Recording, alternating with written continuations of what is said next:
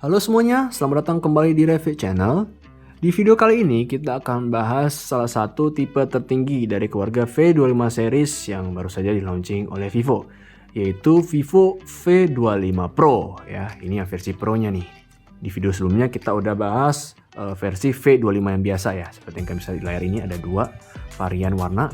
Dan sejujurnya di V25 yang biasa gua tuh nggak terlalu impress ya, karena rasanya seperti HP yang sama aja gitu loh dengan generasi sebelumnya. Cuma ada beberapa peningkatan fitur dari segi software ya, dan juga ya ada tambahan-tambahan di sana sini yang cukup membuat mereka nge-branding ini sebagai HP yang baru.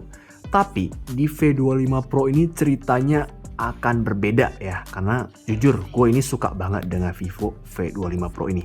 Gue akan cerita apa aja yang gue suka, dan sayangnya ada satu hal yang mengganjal gue gitu loh, yang membuat gue bilang ini HP hampir sempurna. Oke, mari kita simak videonya. Nah, bagian pertama nih yang gue suka banget dari V25 Pro adalah, ya udah jelas ya, layarnya. Layar V25 Pro ini kerasa flagship banget ya, mirip sekali dengan layar X series. Sudah pakai punch hole dan juga sudah curve display, buset, keren banget. Dan juga sudah pakai panel AMOLED E5, refresh rate 120 Hz ya, dan juga lebar layarnya ini pas gitu loh, 6,56 inch Full HD Plus ya.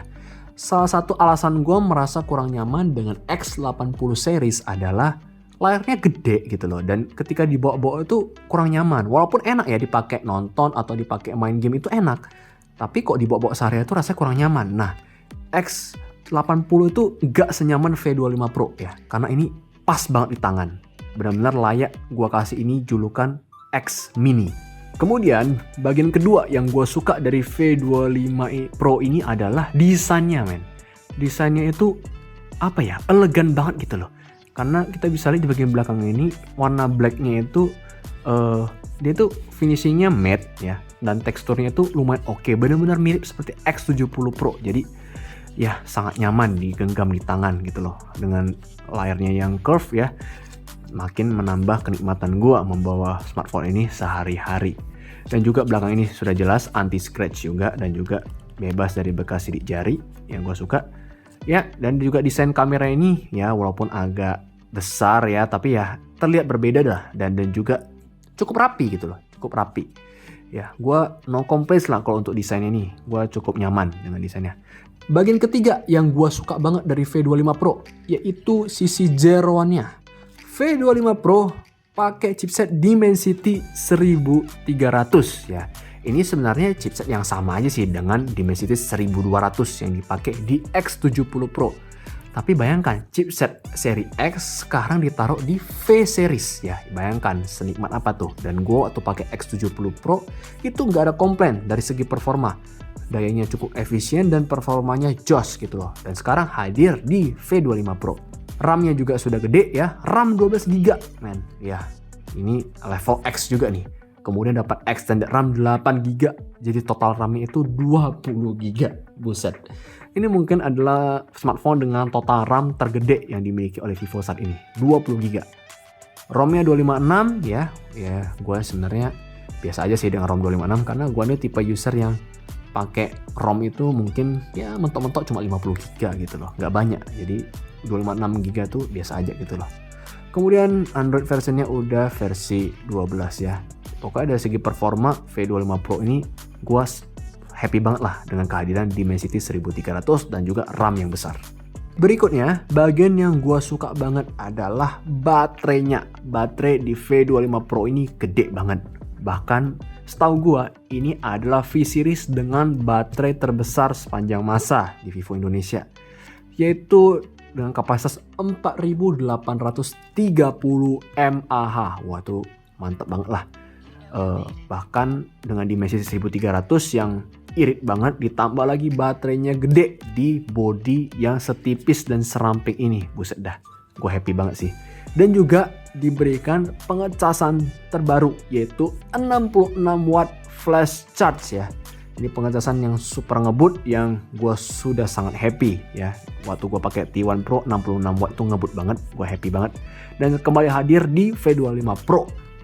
Nah, bagian terakhir yang gua suka dari V25 Pro adalah banyaknya fitur yang diturunkan dari X series ya. Salah satunya adalah Real Time Extreme Night Vision. Jadi dengan fitur ini kita bisa melihat preview foto di kondisi minim cahaya sebelum kita menekan tombol shutter. Itu sangat praktis banget sih. Kemudian juga kita mendapatkan fitur yang cukup sakti, yaitu Super Night Video ya. Jadi kita bisa melakukan perekaman video dengan mode malam dengan kecerahan yang sama seperti keluarga X series. Kemudian untuk layout kamera belakang ya, harus dicatat ini V series ya. Jadi gak dapat gimbal. Tapi sudah dilengkapi dengan OIS di kamera utamanya yang beresolusi 64 megapiksel. Kemudian yang kedua adalah kamera wide angle 8 megapiksel. Dan yang paling bawah adalah kamera makro 2 megapiksel ya. Serap kamera ini menurut saya sudah lebih dari cukup buat gua. Hasil fotonya pun lumayan bagus ya. Sensor 64 megapikselnya lumayan tajam, detail, dan terang.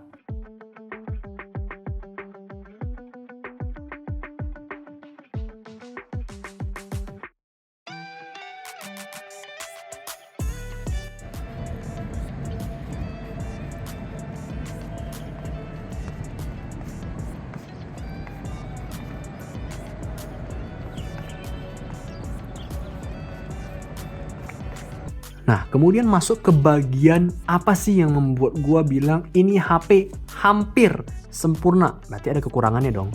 Ya, ada dua alasan mengapa gua bilang ini HP hampir sempurna. Yang pertama, enggak ada stereo speaker sayangnya ya. Padahal gue sudah sangat happy nih ketika megang ini HP, mencoba beberapa fiturnya, merasakan performanya. Tapi belum stereo speaker ya, masih speakernya mono ya yang nembak di bawah ini gitu loh. Ya itu sangat disayangkan sih. Semoga-moga di V series selanjutnya bakal dikasih stereo speaker. Ya, kalau bisa ada stereo speaker aja mungkin ya skornya jadi ya gue bisa kasih 100 lah untuk HP ini gitu loh. Karena kekurangan keduanya menurut gue nggak terlalu signifikan tapi nice to have. Yaitu tidak ada IR blaster di atasnya ya. Ini fitur yang akhir-akhir ini gue sering pakai aja sih untuk nyalain TV dan nyalain AC di rumah gue ya kan. Dan fitur ini walaupun gak ada pun sebenarnya gue gak masalah gitu loh, tapi kok ada is nice to have aja gitu. Oke, overall ya segitu aja sih impresi gue mengenai V25 Pro ya, karena sisanya gue biasa aja gitu loh. Ada NFC multifungsi, kemudian dapat fitur Bionic Cooling System yang cooling pendingin terbaru itu loh, yang dari Vivo, yang katanya performa coolingnya lebih baik daripada liquid cooling biasa. Kemudian ya ada dua varian warna, ini Starlight Black ya. Kemudian satu lagi itu warna yang bisa berubah karena sudah pakai UV color changing, namanya Surfing Blue. Dan menurut gue ini adalah smartphone dengan paket lengkap yang ditawarkan oleh Vivo. Dan gue sebenarnya nggak tahu sih harganya berapa. Nanti kalau harganya udah keluar gue akan tambahkan di kolom deskripsi di bawah. Tapi perkiraan gue mungkin ini harganya sekitar 7-8 juta ya. Dan di harga segitu menurut gue V25 Pro ini sangatlah worth it untuk dibeli. Sesuai yang gue bilang tadi, ini adalah V rasa X ya, X mini gitu. Oke, sekian video impresi gue mengenai Vivo V25 Pro. Sampai ketemu lagi di video review yang selanjutnya.